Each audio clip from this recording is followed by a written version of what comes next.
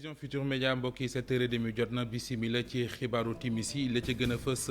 bokk na ci réewum Guinée Conakry ak élection présidentielle yàq nañu tëddee foofee commission électorale nationale indépendante ba foofee joxe résultat xamle ne 59,49% moom la candidat bii di Alpha Condé am ba gagné élection yi Cellou Dalein Diallo mi ñu ne am na 33,50% moo ki ñooñam ne duñu ko dégg ci communiqué boo xam ne def nañu ko ànduñu ci résultat yi seeni ba génnee di xamle ne daal lu aju ci doxi ñaxtu yi ak it manifester yi ñuy def ci mbedd yi duñu ko dakkal ndax loolee am ca Guinée ak ni seeni bi doxalee dañu koy ñaawlo leneen ci jukkib xabaaru timis yi dana bokk ci jafe-jafe yi nga xam ne commerçant yi ca champ de course ñoo ngi koy dund ànd taxaw Sandaga di ñaawlu seen barab baak fa mu nekk nee nañu dafa làqu ruqe teg ci boole ceekit la ñu leen digoon ba ñu leen di jëlee Sandaga gisaguñu ci dara gisuñuy client fa ñu nekk ruqe na li ñu bëgg mooy gouvernement bi respecté ay engagement am ci woowile wàll weneen wàll ci xibaaru timis yi dana bokk ci ñi nga xamante ne ji woppi Covid 19 bi daf leen national mel na ñu fàtte moo di artisan yi ñi ngi sàkku ci état bi ñu daat leen di taxawu ab janoo bu ñu doon amal ak taskatu xabaar yi association gi leen jaboote di xam ne daal lu aju ci ku leen dimbali ci moyen ñu jël ndax fi mu nekk nii métier mi ñuy am dañ ci suturloo coronavirus bi tax na lu bari yàqu na ci mbokki loole moo gën a fës ci xibaaru timis yi bu ngeen taaxirloo ñu àndandoo faram fàcce ko.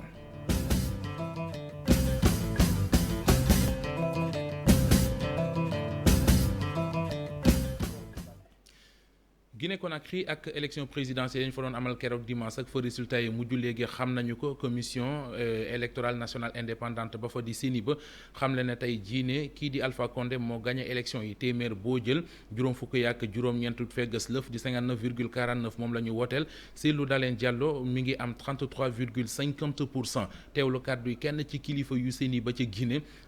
ci résultat yeeg na mu tëddee. Alpha Condé. LPG Arc-en-Ciel 2 438 815 soit 59,49%. Makale Traoré Pacte 29 589 soit 0,72%.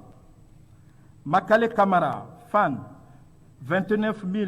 958 soit 0,73%. Ousmane Doré, MND, 46 235, soit 1,13%. Abdoulaye Kourouma, RRD, 19 073, soit 0,47%. Ibrahima Abessila, NGR, 63 673, soit 1,55%. Mamadou Cellou Dalein Diallo, UFDG, 1 373 320, soit 33,50%. Mandiouf Moro Sidibé, AFC, 10 362, soit 0,25%. Ousmane Kaba Pades, 48 623 soit 1,19%. résultat yeeg noonu mu tëddee ci élection yi ci Guinée Conakry kenn ci candidat yi di Cellou Dalein Diallo moo ki ñooñam ànduñu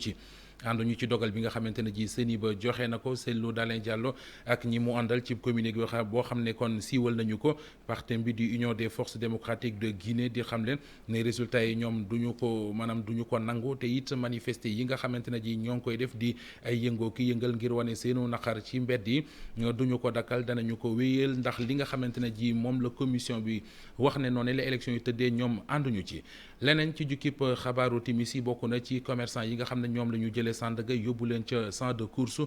nee nañu ay jafe-jafe ki tolof-tolof lañ fay dundoon kuréel gi leen jaboote di ànd taxawu Sandaga di ñaawlu yëf yàq fa mu nekkee ndax dafa ruq gisuñu ay client te it jàpp nañu ne état bi ba mu leen di jëlee Sandaga di leen yóbbu ca champ de course la ñu leen waxoon yëpp defuñu ci dara li ñu bëgg nag mooy ne état bi jëfe ay diggam lu ko mooy ñoom danañu lot danañu sonn ñi ngi ko xam ne ci reportage bi nga xam ne Mohamed Samba ak Lamine Mandia ñoo ñu ko defal.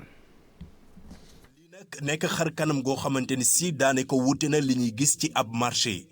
site bi nag nekk loo xamante ni daanaka lu xaw nëbbu la sax ñu ngi fii ci champ des courses ñetti weer gannaaw ba nga xamante ni si jëlee nañ leen fële ca Sandaga commerçant yi ci wàllu boppam ñoom ñu ngi ñaawlu anam bi ñu nekkee ci marché bi. veyu tabaski ngay taxañ nit ñu war a tal tabaski ak seen kii ak situation difficulté yi am yëpp ak li doon am ñu ñuy liggéeyloo ay ñaari fan ñetti fan nga xam ne vraiment manque à gagner bi dafa garaawoon trop ñu ñëw taxañ ñu si noonu indi ñu fii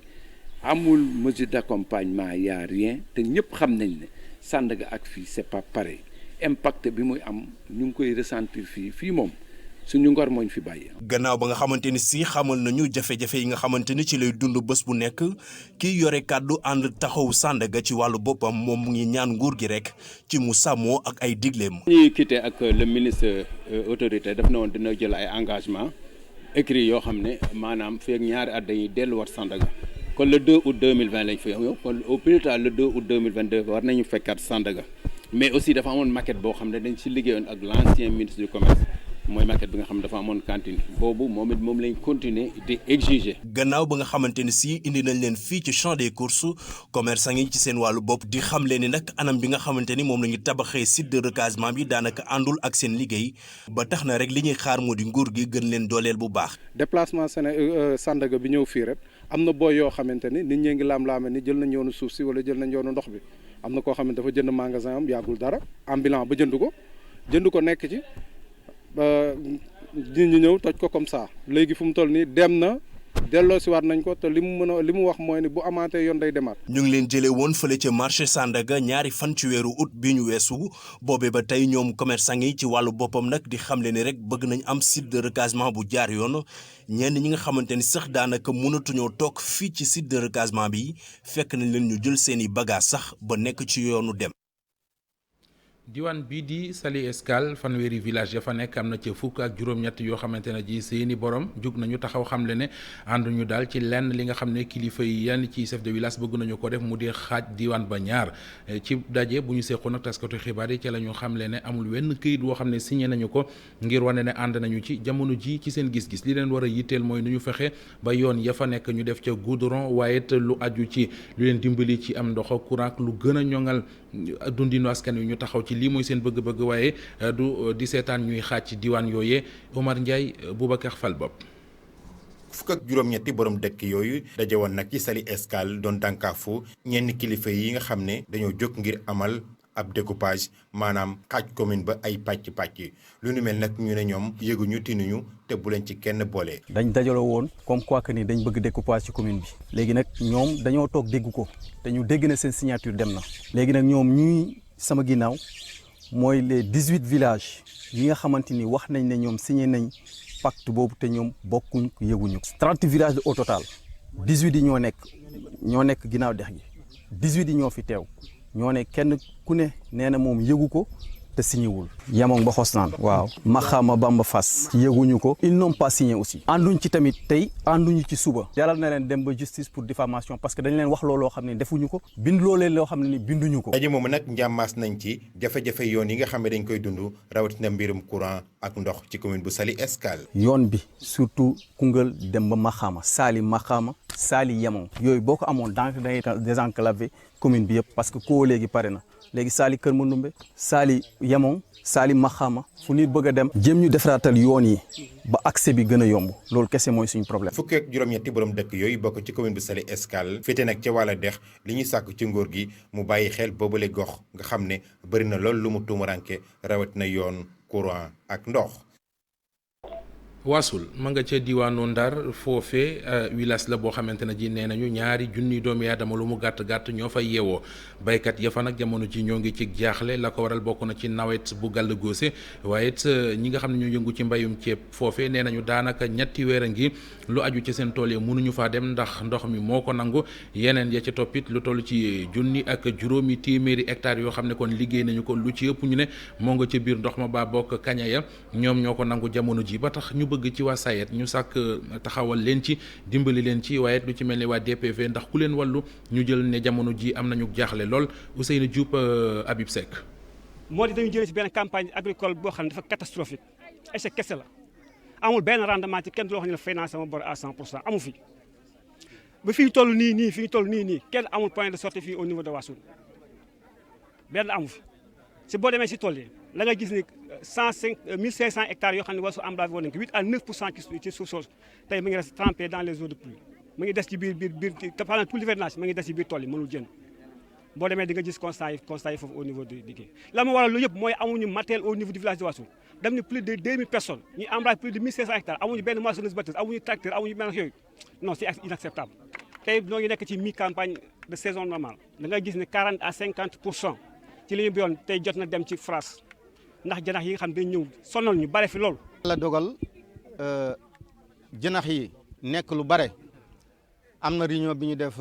say temps yi ci gannaaw wax nañ ni janax yi commencé nañu yàq mais léegi yàq bi dafa jéggi dayo ci ñun bu ko defee itam nag place yi nga xam ne fa la ñu ko waroon jooytoo mooy SAED wala DPV dem nañ fa mais boo seetee butéel bii ma taawu nii noonu lii 1 litre lañ koy wax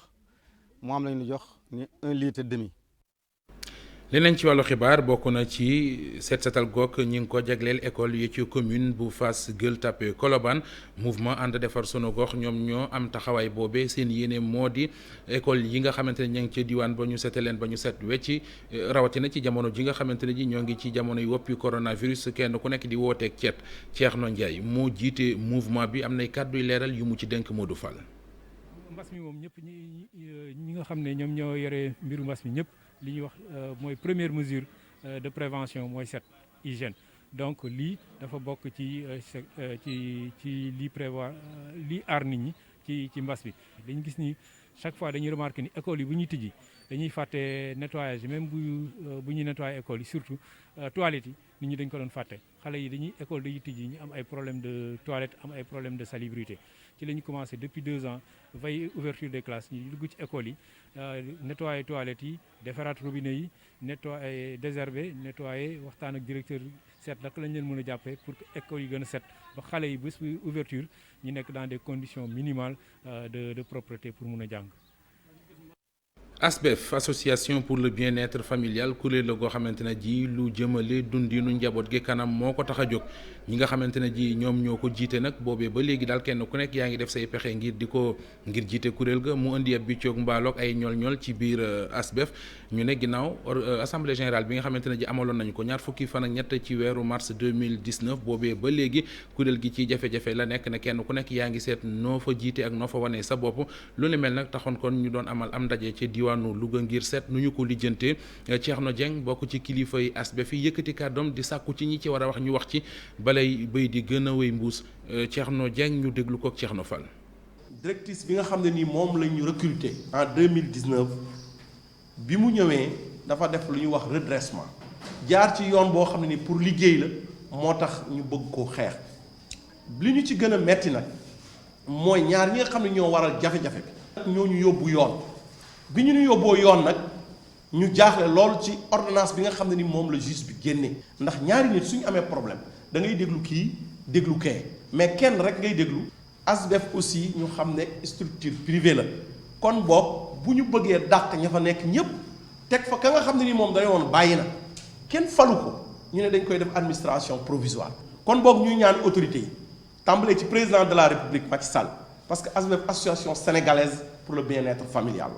di ñaan le ministre de la santé bi nga xam ne mooy ministre de tutelle di ñaan Aly Ngouille Ndiaye mi nga xam ne ni moom moo yor ONG yi ñu wax ci mbir mi wax dëgg yàlla war nañ ci wax parce que service yi nga xam ne moom lañ daan jox jigéen ñi ci région yi ci département yi nga xam ne ni dañoo amoon problème ci seen wàllu wér-gi-yaram am na ñaari nit ñoo xam ne ñoo ko bëgg a yàq. artisan yi ci réew mi tëgg seen gémmiñ di woote ak wàllu gi jëm ci seenub liggéey ndax nee nañu lu bari ci seenub liggéey dafa yàqu ci jamonoy coronavirus gi lu ni mel tax na ci jano boo xam ne doon nañ ko amal seen digg ak taskatu xabaar yi association d'appui à la formation professionnelle gis ne ay boroomi kër ñooy nekk di yëngu ñu bari ci ñoom nag seenub liggéey aw na yoonu yàqu ndax ay moyens yu néew doole bëgg nañu ci kilifa yi réew mi lu ñu mën ci jàppale rek ñu def ko ndax lott nañu sonn nañu déglu kenn ci ñoom Tidiane Bari lay wuyoo mooy secrétaire général bu association boobee ñu déglu ko ak Amadou Ba. jot seen wàll ñi nga xamante ne ñooy les rappeurs jot seen wàll secteur tourisme jot seen wàll transport jot seen wàll ana wàllu artisan yi président dig nañu te gëm nañ ko it gëm nañ ko en commençant par moi gëm naa ne dina ñëw gëm naa ko mais xëy na lenteur administrative moo yéex. kon nag dañuy yëglu pour président xam ne artisan gisagul xaalis bi gisaguñu ñu ngi xaar ñu bari ci ñun assigné nañ leen pour que génn leen ci ndimbalu président la yaakaar mu gaaw a ñëw pour ñu bañ a génn voyageurs yi nga xam ne dañoo voyagé toog des femmes commerçantes nga xam ne couturière nga xam dañuy ñëw di jaay voyagé tuñu parce que fi nekk ni loolu la ñuy xaar bu ñëwee pour ñu mën a relancer seen activité kon baax na tey jii ma bañ a jaar fi SG jaar discours bi man ma jël point yi essentiel yi nga xamante ne ñun artisan ñun borom atelier ñun mécaniciens yi ñun menuisiers yi ñun tôliers yi ñu ngi toog di xaar tey ñu ngi toog di xaar kon ñoom laa tànn tudd leen na président yëg ne dañoo rafle kan moo ñuy défendre auprès de l'État. kuréel gii di plateforme communale nawetaan Covid jéego yi mu def tax na diwaanu Grand Yoff mën a taxaw jàmmarloog woppi coronavirus ji ba du ko lottale noonee loolee mooy gis-gisu ñi nga xam ne ñu taxawal boobile plateforme ci ndaje mu ñu doon amal ci lay njiital ONCAV xam leen ne daal jot na nag ñu taxawalaat beneen xeetu xeexin ngir jële fii lu ñu naan Barça wala Barsaq Pape Fara Ñing Thierno Laurent Mendy. su ngeen fàttaliku feebar bi ñuy wax Covid 19 mi ngi ñëw Sénégal pratiquement. ci àdduna bi depuis mois de novembre mais Sénégal. fexe askan wi daal di respecté mesures barrières yi ñu daal ci dugal ñëpp nag ku ci ne def ci sa loxo nawetaan Covid nag tax na lii di coronavirus bi amul doole foofu ca diwaanu Grand Yoff. seen critère numéro 1 moo nekkoon inclusion donc loolu am na solo tey jii bi ñu yeggee ba fenn ci yoon wi parce que yeggaguñ ci cëppaandaw li dafa am fu ñu yegg ci yoon wi ñu taxaw xool. ñi nga xam ni ñoom ñoo gën a yëngatu ñu am lu ñu leen jox bu ko defee ñeneen ñi gën a yëngatu parce que dañuy continuer liggéey bi parce que Covid bi jógewu waaye li ñu gis mooy li ñu amoon njàqare ci Grand Yoff nii Covid bi bu fi indee dina indi jafe-jafe wax dëgg yàlla suturaal nañu ci suñu taxawaay ba li ñu doon xalaat li ci am wàcc na néew na suñu njort. mu nekk lu muy rafetlu moom président bu ONCAV Amadou Kane jàpp ne beneen fléau di Barça wala Barsaq war nañ koo xeex. immigration clandestine commencé gul tey. dafa yàgg am mais fan yi dafa gën a fës xam nga ñun amoon nañ benn projet bu tudd nii Barça nii Barsax toog tekki Sénégal daanaka projet yi ngay gis ñi mbébét tey ji si ONCAV yëpp foofu lañ jógee dañ daaw population bi ku bugg a dem na nga dem mais sooy dem na nga dem dans la légalité nga dem dans la sécurité ku mënul dem tamit nga seet lan nga mun a daane sa doole ici pour mun a dundal sa jaboot. ñii di autorités yi ñëwoon daal jàpp nañ ne li nu mel tamit lu rafet la te war nañ cee gën a mën a jàpp ba mu law fépp. parce que d'abord idée bi nekkoon na loo xamante ne c'est pas donné à tout le monde professeur bi def ko mais également idée boobu il fallait ñu mettre ko en œuvre waa Grand Yoff ak seen xarañte ak seen mobilisation ñu jël idée bi approprié ko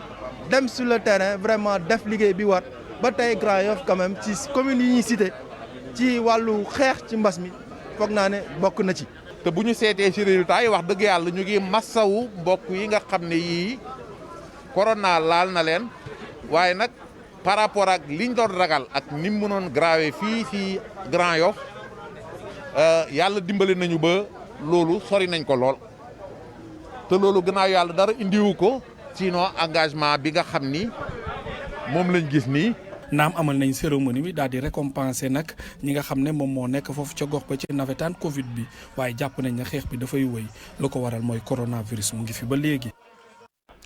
jot na ci nawetaan yi ñu am xar kanam gu yees loolee gis-gisu Ousmane Iyane Thiam la mooy président ONCAM organisation nationale de gestion des activités de masse mu gis ne nag ngir loolee mën a nekk faaw des di lijjanti mbiri financement yi ASC yi ndax bokk na ci li leen gën a yett ba yu bare bari duñ ko mën a lijjanti mu di kàddu yooyu yëkkati na ko ginnaawum ndaje di comité ad hoc boo xam ne doon na koo teewe ñu teewluy kàddoom ci micro Pape Fara Ñing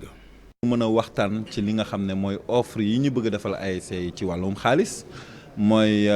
offre yi ñu bëgg a defar ASC ci wàllum diversité des activités donc loolu yëpp dafa ne nekk loo xam ne balaa ñu ko doon mën a mettre en place ñu valider ko au niveau national ba pare nag